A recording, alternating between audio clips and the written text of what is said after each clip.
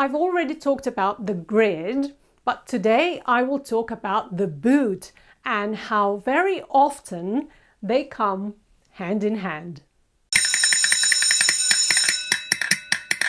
Hello and welcome to another Spanish lesson with me, Eva. As promised, today I will expand on my lecture about the grid and tell you about the boot. But before I do, don't forget to subscribe to this channel, hit the bell button, and if you're enjoying my lessons, by all means, don't forget to like the videos. Okay, good. So if you remember, if you've seen, and if you haven't, I strongly recommend you go back and watch that video first.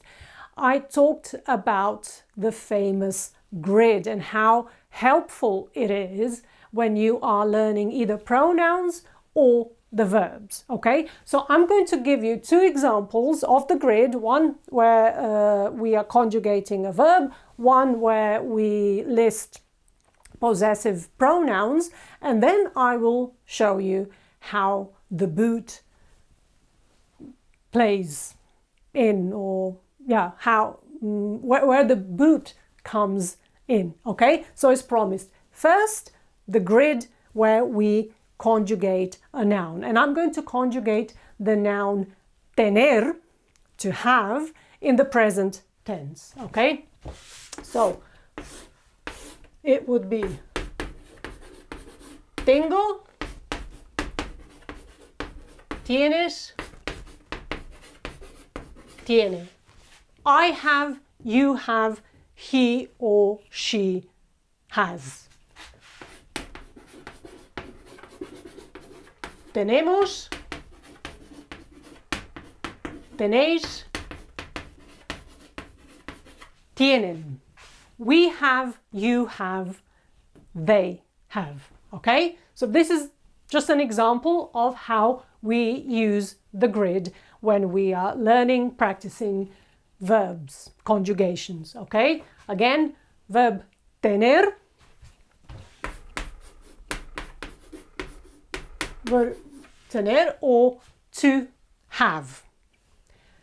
Another example I said is when we are practicing, or when you are learning pronouns. Okay, and I'm going to give you an example of possessive pronouns. Okay, mine, yours, etc. Okay, so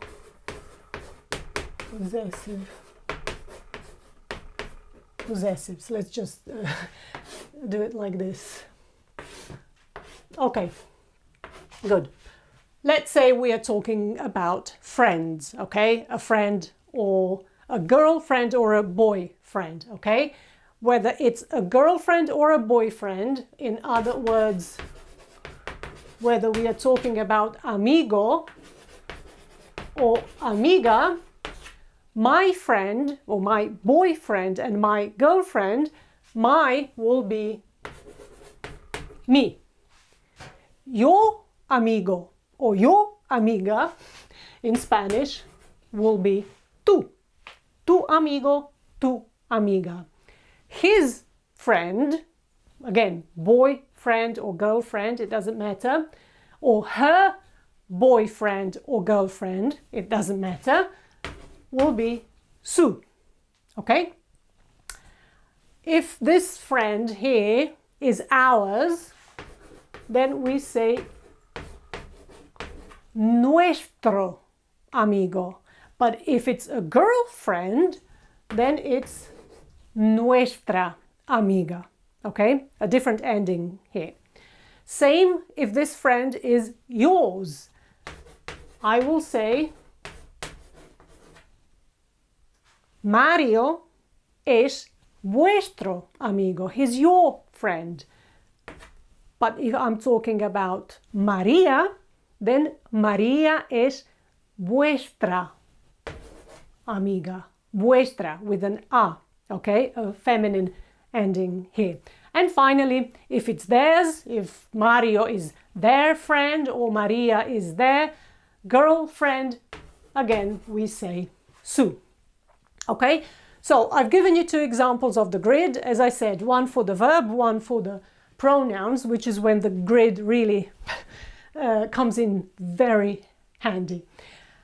Now, I didn't choose tener by accident. It's no coincidence I chose tener. I chose tener because tener in the present tense is an irregular verb, okay? It doesn't follow the rule of the conjugation for the present tense, okay? So there is a rule and most verbs will follow the rule, but some won't, okay? And tener doesn't, or at least it doesn't in some places, okay? And I will tell you where. It doesn't follow the rule here, here, here, and here, okay? But here and here, it does, okay? Let's have a look at this grid. Whether it's amigo or amiga, we can't tell with me, we can't tell with tú, and we can't tell with su. But we can tell here. If we say nuestro, we know we are talking about amigo. If we say nuestra, we know we are talking about amiga. And same here, vuestro and vuestra.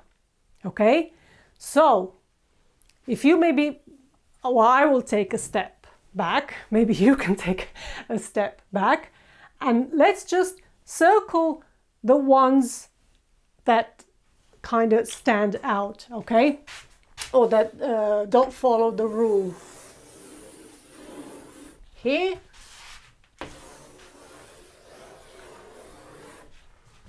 Do you see the shape of a boot here?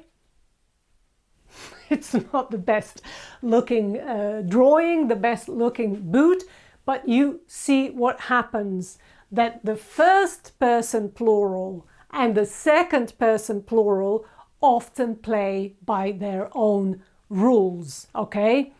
While all the others have one rule to follow or don't follow the rule, these two will, okay? Or here, while all these others don't give us any information whether we are talking about a boyfriend or a girlfriend, these two will, okay? So the first person and the second person plural, you will notice as you learn Spanish, whether you're learning verbs or pronouns, you will notice that very often these two are different, okay? Not in a good way, not in a bad way, just different, okay? They behave differently. When the others do it one way, the first person and the second person plural will do it a different way. And you will see that both with verbs, not always, but sometimes you will see it with verbs and sometimes you will see it with the pronouns as well, okay? So just keep it in mind when you notice that that's the case, just circle it, draw the boot, and it will be easier for you to visually remember that these two stand out in one way or another. Okay, good. Well, that was all about the boot. Have a great day. Don't forget to practice, practice, practice, and I'll see you in the next lesson.